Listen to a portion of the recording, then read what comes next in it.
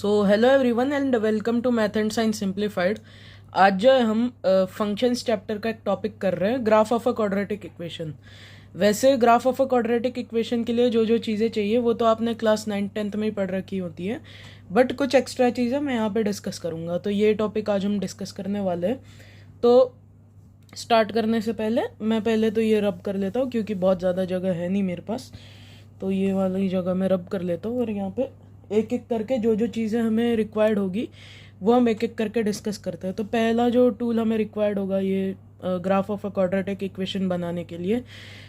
तो पहले तो क्वाड्रेटिक इक्वेशन नहीं, क्वाड्रेटिक फंक्शन। क्वाड्रेटिक फंक्शन क्या होता है? तो y is equal to f of x, function of x. Function एक क्या होता है वो सब बेसिक चीज़ें तो आपको पता ही होगी। तो इस टाइप का function ax² plus bx plus C, इस टाइप के फंक्शन को हम क्वाड्रेटिक फंक्शन कहते हैं। इसमें जो है डिग्री जो होती है हमारे x की वो 2 होती है। तो यहाँ पे x की डिग्री 2 है, तो x की डिग्री 2 होने के लिए क्या कंडीशन सेटिस्फाई होनी चाहिए? तो उसके लिए जो है हमारा a जो है ये इक्वल टू ज़ीरो नहीं होना चाहिए, a should not be equal to zero. अगर a यहाँ पे ज़ीरो हो जाता है तो हमारा ये तो पूरा टर्म ही हट जाएगा ax² वाला। तो डिग्री तो हमारे इस फंक्शन की y is equal to f of x की डिग्री तो लीनियर ही, मतलब ये एक लीनियर फंक्शन ही हो जाएगा। तो लीनियर फंक्शन का ग्राफ कैसे प्लॉट करते हैं वो तो हम ऑलरेडी जानते ही हैं। तो अभी हम इस टाइप के फंक्शन का ग्राफ किस तरीके से प्लॉट करते हैं वो हम देखने वाले हैं। तो इससे रिलेटेड बहुत कुछ आपने अपने अर्लियर क्लासेस में पढ़ रखा है, क्लास 9th and 10th में। तो आपने क्वाड्रेटिक इक्वेशन के नाम से पढ़ रखा है। आपको जैसे मैं अगर एक एग्जांपल दूं, तो जैसे आपको क्वाड्रेटिक फार्मूला पता होगा। क्वाड्रेटिक फार्मूला क्या होता था?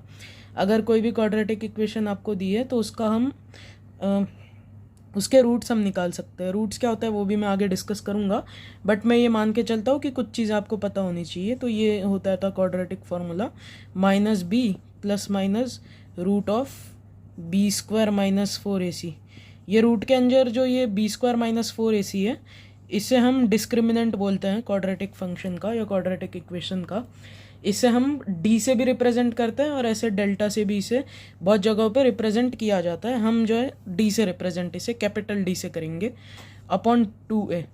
तो फाइनली क्या हो गया ये minus b plus minus root d upon 2a।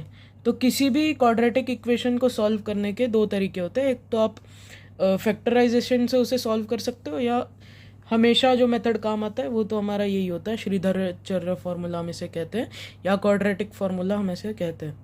तो अब जो एक एक करके जो पॉइंट्स हमें पता होने चाहिए to plot a graph of a quadratic equation वो हम देखते हैं।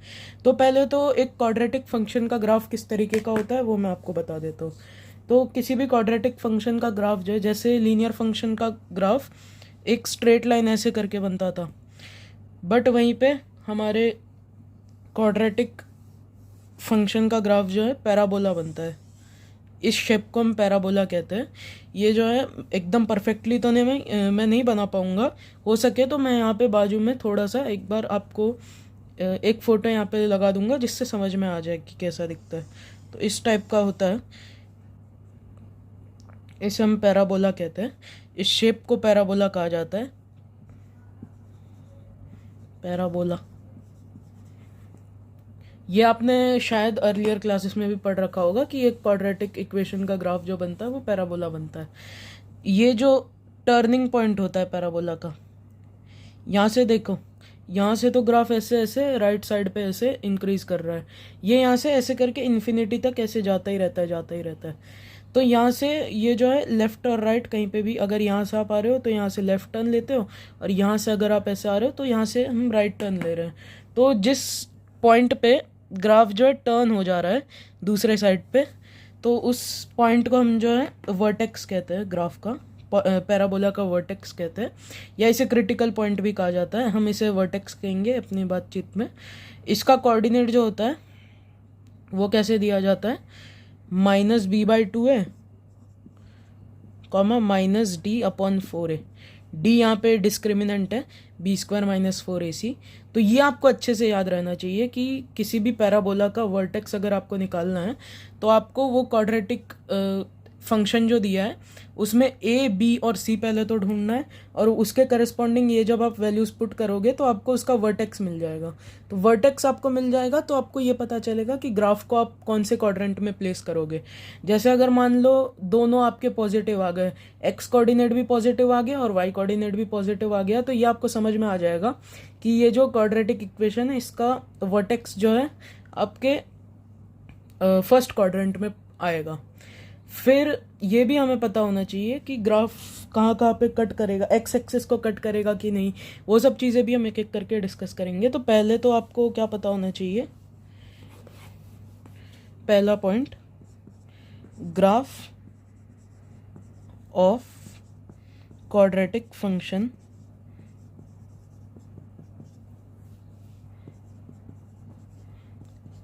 इज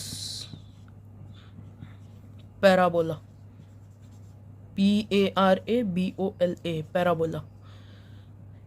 जो शेप मैंने अभी जस्ट बनाई थी उसे पैराबोला कहा जाता है। फिर ये यहाँ पर अलग से खुद लिख लो यहाँ पे कि the turning point of the parabola is called vertex of the parabola. फिर वर्टेक्स का कोऑर्डिनेट हम किस तरीके से देते हैं, वर्टेक्स के कोऑर्डिनेट जो होते हैं वो, अगर आपका क्वाड्रेटिक फंक्शन ये है ax² + bx + c, तो होता है -b/2a, -d/4a। ये कोऑर्डिनेट्स होते हैं आपके वर्टेक्स के। ये कुछ चीज़ें मैं आपको रिलेटेड टू पैराबोला बता रहा हूँ फिलहाल। तो अब ये तो समझ गया कि एक क्वाड्रेटिक फंक्शन का ग्राफ जो है पैराबोला होता है। फिर उसके वर्टेक्स के कोऑर्डिनेट कैसे निकालता है वो भी हमें समझ में आ गया, ठीक है। अब ये आपको पता होगा कि कुछ रूट्स करके एक चीज़ होती है। रूट्स करके एक चीज़ प्रीवियस क्लासेस में हम ऑलरेडी डिस्कस कर चुके हैं बहुत बार, बट उसका ग्राफिकल मीनिंग क्या हुआ हो सकता है बहुतों को पता हो, बट हो सकता है बहुतों को नहीं पता हो। तो रूट वो वैल्यू होती है एक्स की वो वैल्यू, रूट क्या होता है वो मैं आपको एक्सप्लेन कर रहा हूँ। रूट एक्स की वो वैल्यू होती है जिस पे एफ ऑफ एक्स ज़ीरो हो जाए, मतलब एक्स की वो वैल्यू जिस पे एफ ऑफ एक्स ज़ीरो हो जाए। एफ ऑफ एक्स जिस वैल्यू पे ज़ीरो हो जाए उसे ही हम रूट कहते हैं। एक्स की जिस वैल्यू पे वाई ज़ीरो हो जाए उसे ही हम उसका उस क्वाड्रेटिक फंक्शन का रूट कहते हैं। मतलब उस वैल्यू के लिए ax² + bx + c this will be equal to 0।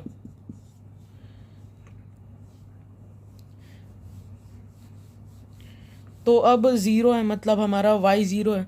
तो अगर ग्राफिकल मीनिंग हम इसका देखना चाहें, और ये हमें पता होना चाहिए कि जितनी डिग्री होती है किसी भी पॉलिनोमियल फंक्शन की, उतने ही उसके नंबर ऑफ ज़ीरोज़ भी होते हैं। मतलब यहाँ पे ax² है तो इसकी डिग्री कितनी है, 2 है, तो इसके नंबर ऑफ ज़ीरोज़ भी 2 होंगे। मतलब कोई दो वैल्यूज़ x की ऐसी मिलेगी हमें जो हम इस इक्वेशन में अगर पुट करेंगे, इस फंक्शन में अगर पुट करेंगे तो ये पूरा फंक्शन इक्वल टू 0 आएगा। x की दो वैल्यूज़ होंगी, लेट से अल्फ़ा एंड बीटा हम उसे कह दें, अल्फ़ा और बीटा हम उसे कह सकते हैं। तो आपने प्रीवियस क्लासेस में ये भी पढ़ रखा होगा, sum of roots and product of roots. तो अल्फ़ा प्लस बीटा क्या होता है, -b/2a, और अल्फ़ा इंटू बीटा क्या होता है, 2a नहीं सॉरी -b/a, और आपका अल्फ़ा इंटू बीटा क्या होता है, c/a। तो ये सब भी आपको पता होगा, अल्फ़ा और बीटा अगर किसी क्वाड्रेटिक इक्वेशन के रूट्स हैं तो अब हमें क्या पता चला, रूट्स वो वैल्यू होती है x की जिस पे हमारा जो है y 0 हो जाता है, यानी पूरा फंक्शन 0 हो जाता है। तो अगर हम एक कोऑर्डिनेट सिस्टम पे अगर दिखाना चाहें तो ये मान लो ये हमारा कार्टेशियन प्लेन है ना, तो अल्फ़ा और बीटा अगर किसी क्वाड्रेटिक फंक्शन के रूट्स आ रहे हैं तो रूट्स कैसे पढ़ेंगे। मान लो मैंने ऐसे कैसे रैंडमली कोई पैराबोला बना दिया, तो आपको अगर मैं इस पे रूट्स लोकेट करने बोलूँ तो आप रूट्स किस तरीके से लोकेट करोगे। तो रूट्स कब होंगे, मैंने क्या बोला, जिस टाइम पे उस फंक्शन की वैल्यू 0 हो जाए। तो ये हमारी y एक्सिस है और ये हमारी x एक्सिस है। तो y कहाँ पे 0 है, y 0 तो एक तो ओरिजिन पे होता है, ओरिजिन पे एक तो y 0 होता है, और पूरे x एक्सिस पे y कोऑर्डिनेट 0 होता है। तो मतलब x एक्सिस पे पूरा y कोऑर्डिनेट 0 होगा। तो ग्राफ हमारा x एक्सिस पे जिस पॉइंट पे कट कर रहा है वही पॉइंट जो है वो हमारे रूट्स हो जाते हैं। तो लेट्स से ये अल्फ़ा है, ये बीटा है। तो हम ग्राफिकली क्या कह सकते हैं, graphically roots are the points at which graph, अभी हम सब कुछ एकदम क्वाड्रेटिक फंक्शन के रिस्पेक्ट में ही पढ़ रहे हैं, तो ग्राफ ऑफ पैराबोला, पैराबोला नहीं, ग्राफ ऑफ क्वाड्रेटिक फंक्शन। अगर मैं ग्राफ ऑफ पैराबोला कहूँ तो उससे अच्छा ग्राफ मुझे वहाँ पे लिखने की ज़रूरत नहीं है। Graph of quadratic function, function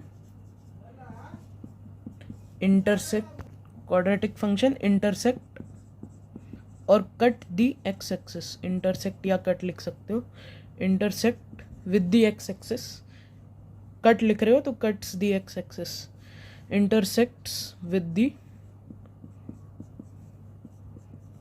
x axis.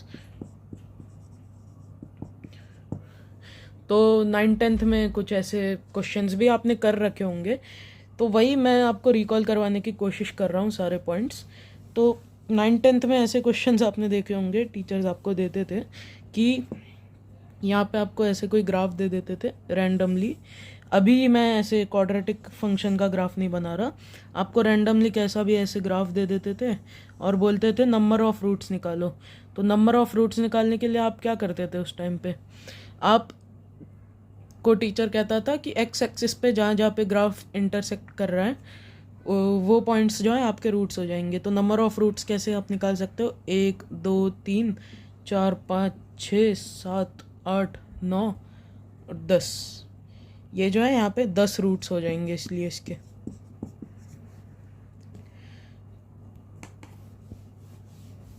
तो ये बस मैं आपको रिलेट कर पाओ जो आपने पिछले क्लासेस में सीखा, उसके लिए ये एग्जांपल लिया था। इसका हम जो अभी फ़िलहाल पढ़ रहे हैं उससे कोई लेना देना नहीं है। तो अभी फ़िलहाल जो है हमने 2 पॉइंट्स देख लिए जो हमें क्वाड्रेटिक फंक्शन के, अगर मैं आपको कोई क्वाड्रेटिक इक्वेशन दूँ तो उसका ग्राफ बनाने के लिए हमें 2 चीज़ों की आवश्यकता अभी हमने देखी कि 2 चीज़ें जो हमें लगेंगी। तो वो 2 चीज़ें कौन सी थी, एक तो वर्टेक्स था और एक वो रूट था। फिर एक और चीज़ हम देख सकते हैं, y intercept. Y intercept, y intercept क्या होता है, the value of function at x is equal to 0। तो x की वैल्यू 0 पुट करो, जो भी आपके फंक्शन की वैल्यू आएगी वही y इंटरसेप्ट होता है। और y इंटरसेप्ट ये वो पॉइंट होता है जिस पे जो पैराबोला है y एक्सिस को कट करता है। तो यहाँ पे y इंटरसेप्ट हमेशा एक क्वाड्रेटिक फंक्शन के केस में उसका कांस्टेंट टर्म ही हो जाता है, y is equal to c, क्योंकि आप यहाँ पे x की जगह 0 डालोगे तो जो x वाले टर्म्स है वो तो सारे ही हट जाएंगे, बस एक c बचा रह जाएगा। तो कांस्टेंट टर्म ही जो है हमेशा y इंटरसेप्ट हो जाता है। तो जैसे अगर मैं एक एग्जांपल के तौर पे, अब जो है हम थोड़े एग्जांपल्स लेते हैं, उससे समझने की कोशिश करते हैं चीज़ों को और बढ़िया से। फिर हाँ, एक और चीज़ हमें पता चलनी चाहिए, ये तो मुझे स्टार्टिंग में डिस्कस कर लेना चाहिए था, बट ठीक है करते हैं, अभी डिस्कस करते हैं। तो पैराबोला जो है 2 तरीके से, फॉर क्वाड्रेटिक फंक्शन पैराबोला 2 तरीके से बनता है। एक तो वो ऐसे बन सकता है, यानी कि ऊपर के तरफ उसका मुंह खुल रहा हो, यानी पैराबोला माउथ ओपनिंग अपवर्ड्स, मतलब ऊपर की तरफ ऐसे मुंह खुल रहा हो, या ऐसे बन सकता है पैराबोला माउथ ओपनिंग डाउनवर्ड्स। तो पैराबोला माउथ ओपनिंग अपवर्ड्स कब बनेगा, पैराबोला माउथ ओपनिंग अपवर्ड्स तब बनेगा जब आपका जो क्वाड्रेटिक फंक्शन गिवन है उसका जो ए है, ये ए यानी कि लीडिंग कोएफिशिएंट, इसे हम leading coefficient of quadratic function कहते हैं। तो जब ए आपका ग्रेटर देन 0 होगा, अगर इसकी वैल्यू 0 से बड़ी होगी, 0 तो हो नहीं सकती, 0 अगर हो गई तो क्वाड्रेटिक फंक्शन ही नहीं रह जाएगा। तो ए अगर ग्रेटर देन 0 है तब जो है पैराबोला माउथ ओपनिंग अपवर्ड्स होगा, और इसे हम कॉनकेव अपवर्ड्स भी कहते हैं। और जब ए लेस देन 0 होगा, लीडिंग कोएफिशिएंट अगर 0 से छोटा हुआ, तो आपका जो ग्राफ है वो ऐसा पैराबोला माउथ ओपनिंग डाउनवर्ड्स बनेगा। फिर एक्स एक्सिस को कितने पॉइंट्स पे इंटरसेक्ट करेगा या इंटरसेक्ट नहीं करेगा, यह हम किस तरीके से डिटरमाइन करते हैं, तो उसके लिए हमें डिस्क्रिमिनेंट का सहारा लेना पड़ता है। अगर आपका d जो है, इसका d आप निकालोगे, यानी कि b² - 4ac, अगर d ग्रेटर देन 0 हुआ तो इसके 2 रियल रूट्स होंगे, 2 real roots two real and distinct roots होंगे। Two real and distinct roots होने का मतलब क्या है, दो रूट्स तो होंगे ही और साथ ही में दोनों रूट्स अलग अलग होंगे। तो अलग अलग अगर रूट्स होंगे तो एक्स एक्सिस को दो जगहों पे ये कट करेगा क्योंकि रूट्स अलग अलग हैं। वहीं पे अगर आपका डी ज़ीरो हो गया, डी इक्वल टू ज़ीरो हो गया, यानी कि b square is equal to 4ac अगर हो गया तो D is equal to zero होगा। तो दो रियल रूट्स होंगे बट इक्वल होंगे। जो रूट्स होंगे उनका मैग्नीट्यूड सेम होगा। अगर टू एक रूट है, अगर D is equal to zero आ रहा है तो दूसरा रूट भी टू होगा। बट आप ये नहीं कहोगे कि एक ही रूट है, रूट दो ही होंगे। रूट हम कहेंगे कि दो है हमारे पास, बट अगर हमें कोई पूछे कि सॉल्यूशन कितना है तो सॉल्यूशन हम एक ही कहेंगे। सॉल्यूशन इसका x is equal to two होगा। वहीं पे अगर आपसे कोई रूट्स पूछेगा इसके तो रूट्स में आप ऐसे कहोगे X is equal to two और X is equal to two, मतलब आप दोनों को एक एक करके ऐसे रखोगे भले ही मैग्नीट्यूड दोनों का सेम हो। तो डी जब ज़ीरो होगा तब two real and equal roots. ये भी आपने पिछले क्लासेस में पढ़ रखा है बट इसका ग्राफिकल मीनिंग पता होना चाहिए। Equal roots, two real and equal roots. तो अब two real and equal roots होने का मतलब क्या है, अगर ए ग्रेटर देन ज़ीरो हुआ तो पैराबोला माउथ ओपनिंग अपवर्ड बनेगा। अगर डी इक्वल टू ज़ीरो और ए ग्रेटर देन ज़ीरो दोनों हुआ तो ऐसे करके कुछ बनेगा, मतलब एक पॉइंट पे जस्ट ऐसे छू के पैराबोला चला जाएगा और यही जो पॉइंट होगा यही हमारा रूट हो जाएगा। और इसे जो है हम दो बार कंसिडर करेंगे, मतलब मानेंगे कि ये टू अगर है, ये टू पे कट कर रहा है तो 2,2 ऐसे रूट्स हम मानेंगे इसके। और वहीं पे अगर मान लो ए लेस देन ज़ीरो है, ए अगर लेस देन ज़ीरो है तो पैराबोला माउथ ओपनिंग डाउनवर्ड्स होगा। और पैराबोला माउथ ओपनिंग डाउनवर्ड्स होते हुए ऐसा तो हो ही नहीं सकता कि एक्स एक्सिस के ऊपर से ऐसे करके चला जाए, पॉसिबल ही नहीं है। तो ज़रूर जो हमारा ग्राफ है वो एक्स एक्सिस के नीचे ऐसे बनेगा और वो इस तरीके से कुछ छू के चला जाएगा हमारे एक्स एक्सिस को। अब जो है मैं यहाँ पे वाई एक्सिस क्यों नहीं बना रहा हूँ, क्योंकि ऐसे मैं डिटरमाइन नहीं कर सकता कि रूट्स कहाँ पे होंगे कहाँ पे नहीं होंगे। तो हम फिलहाल बस एक्स एक्सिस से रिप्रेजेंट कर रहे हैं अपनी बातों को। और अगर आपका डी लेस देन ज़ीरो हुआ तो जो है इमेजिनरी रूट्स हो जाते हैं। इमेजिनरी रूट्स हो जाते हैं मतलब कॉम्प्लेक्स रूट्स यहाँ पे हो जाते हैं। तो उन्हें जो है हम नंबर लाइन पे रिप्रेजेंट नहीं कर सकते। तो नंबर लाइन पे अगर रिप्रेजेंट नहीं कर सकते तो अगर आपका ए ग्रेटर देन ज़ीरो हुआ वो केस में, तो आपका जो ग्राफ होगा वो ऊपर ही ऊपर बनेगा एक्स एक्सिस के। उसके लिए फिर उसे अच्छे से लोकेट करने के लिए हमें क्या पता होना चाहिए, इसका वर्टेक्स पता होना चाहिए। तो वर्टेक्स बस उसमें निकाल लो। पहले कोई भी अगर आपको क्वाड्रेटिक फंक्शन एक दे और बोले कि तू मुझे इसका ग्राफ बना के दे, तो ग्राफ बना के देने बोलेगा तो पहले तो आप उसका डिस्क्रिमिनेंट निकालो। अगर डिस्क्रिमिनेंट ग्रेटर देन ज़ीरो है तो पहले तो उसके दो जो रूट्स हैं वो निकालो और साथ ही में वर्टेक्स निकाल के एकदम परफेक्टली ग्राफ बना के उसे दे दो। और अगर आपको D is equal to zero दिखे तो उसमें दो रियल और इक्वल रूट्स होंगे, तो आप वहाँ पे वो रूट्स निकालो और उसके हिसाब से फिर अपना ग्राफ बना दो। और उसमें आप वर्टेक्स भी निकाल सकते हो अगर अच्छे से एकदम बनाना है तो, और वाई इंटरसेप्ट भी निकाल सकते हो अगर एकदम अच्छे से शो करना है तो। सारी चीज़ें अच्छे से शो करने के लिए मैंने जितनी भी चीज़ें अभी तक डिस्कस की हैं वो एक एक करके आपको निकालना है। पहला स्टेप जो इसमें यही निकालने का होता है। फिर अगर डी लेस देन ज़ीरो हुआ तो उसके इमेजिनरी रूट्स होंगे, यानी नंबर लाइन पे आएगा ही नहीं। तो नंबर लाइन पे नहीं आएगा तो ऊपर ऊपर ही बनेगा, ये एक्स एक्सिस के एकदम ऊपर ऊपर ही बनेगा। तो इस केस में आप वाई इंटरसेप्ट चाहे तो निकाल सकते हो, वाई एक्सिस को कहाँ पे कट करेगा, और साथ ही में वर्टेक्स निकाल के आराम से। अगर आपका डी लेस देन ज़ीरो आए तो ग्राफ बनाने के लिए बस आपको उसका वर्टेक्स पहचान लेना है, और ए ग्रेटर देन ज़ीरो है कि लेस देन ज़ीरो है वो पहचान लेना है। ए ग्रेटर देन ज़ीरो हुआ तो ऊपर ऊपर ही बनेगा एक्स एक्सिस के, और अगर ए लेस देन ज़ीरो हुआ तो नीचे नीचे ही बनेगा। तो अब सारे पॉइंट्स जो हमें पता होने चाहिए वो हमने डिस्कस कर लिए। तो अब जो है एक एग्जांपल के थ्रू समझते हैं कि कैसे बनाते हैं। तो मैं अगर आपको एक क्वेश्चन दूँ, plot graph of x square plus 5x plus 6, ये क्वाड्रेटिक फंक्शन मैंने आपको दिया और इसका मैंने बोला कि इसका मुझे ग्राफ प्लॉट करके दे।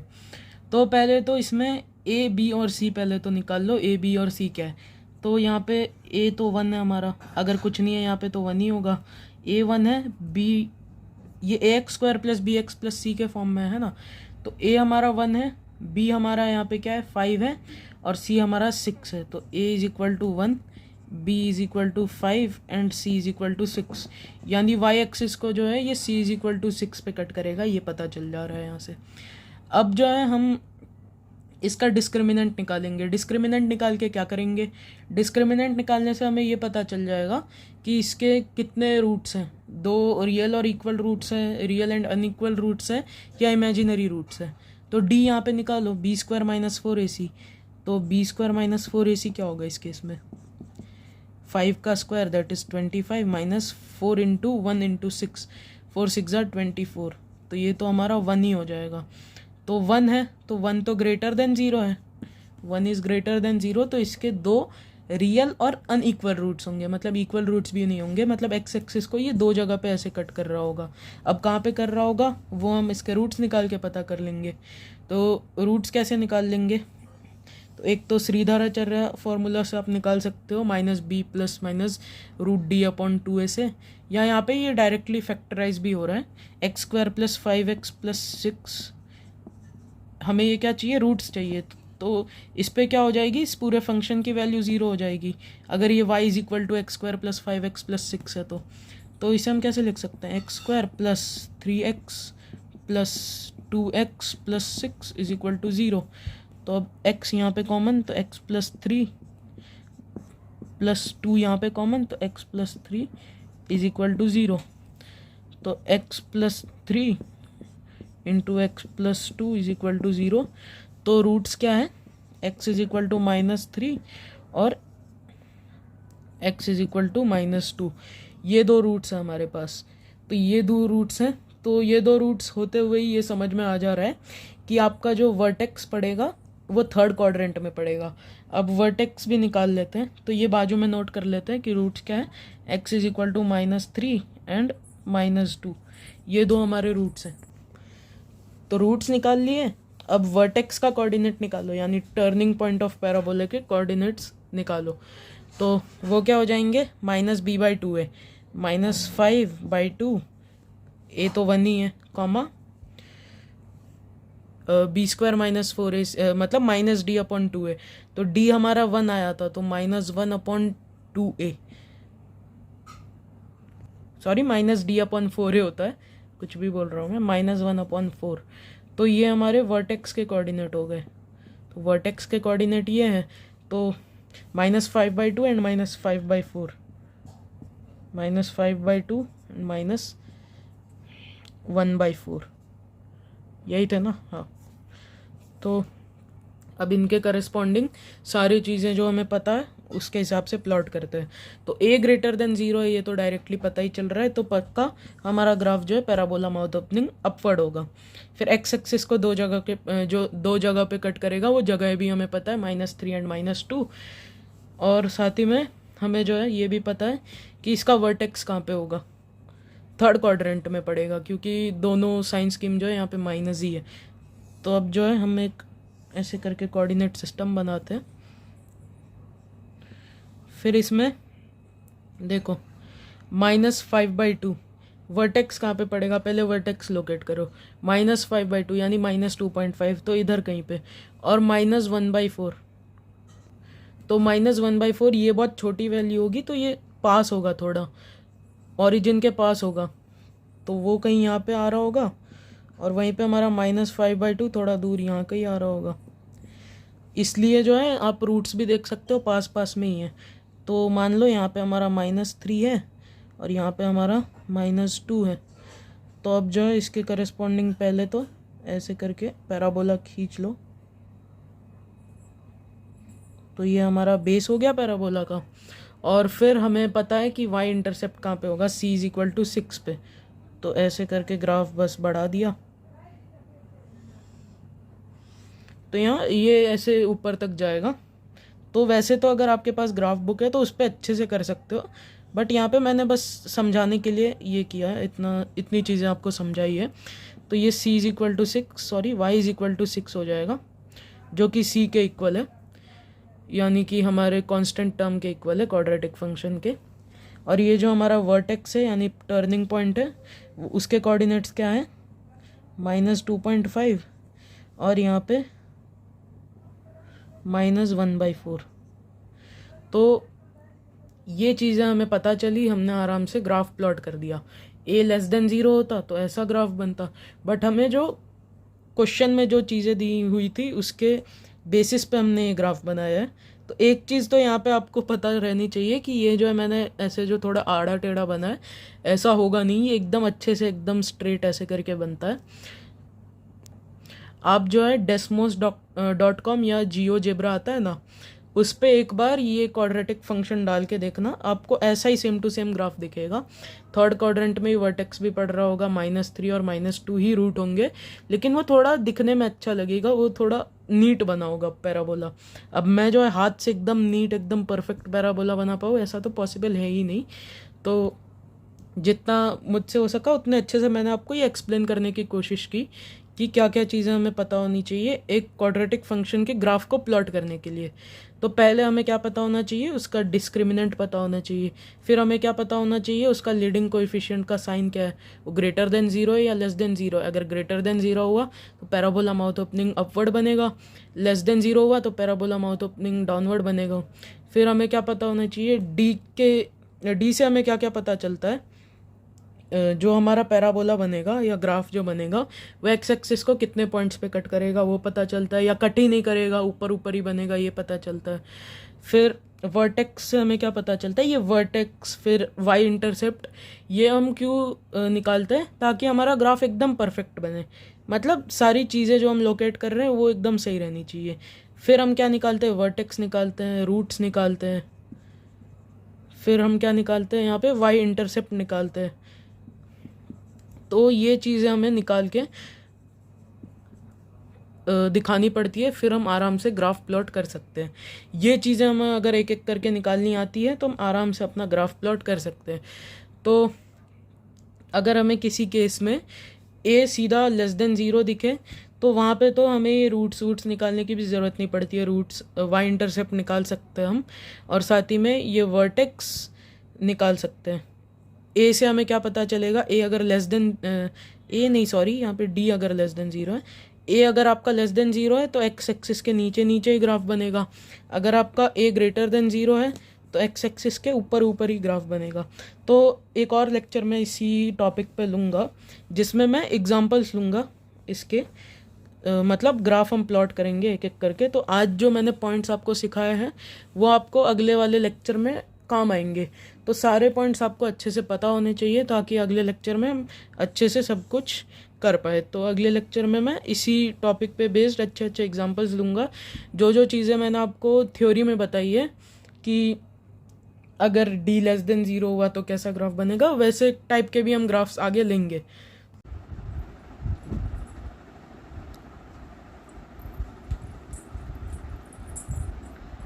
x² + 5x + 6, तो ये वाला ग्राफ हमने अभी जस्ट लिया था।